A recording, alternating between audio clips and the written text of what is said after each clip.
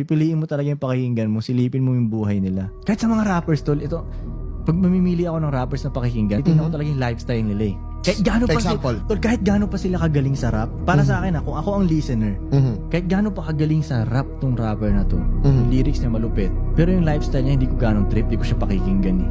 Kaya para sa akin, ba't ko pakikinggan to? Hindi ko gusto maging siya. O ako, sa akin yun. Yung iba, wala silang pakialam doon. Gusto lang nila good music. Ako hindi, sumisilip ako sa lifestyle eh. Para sa'yo, ganun. Bakit? Bakit? Yeah, syempre, sinisilip mo yung lifestyle. Eh, kung hindi mo trip yung lifestyle, may reason ka. O, kasi hindi mo siya papakinggan. Ayaw makinig sa loser eh.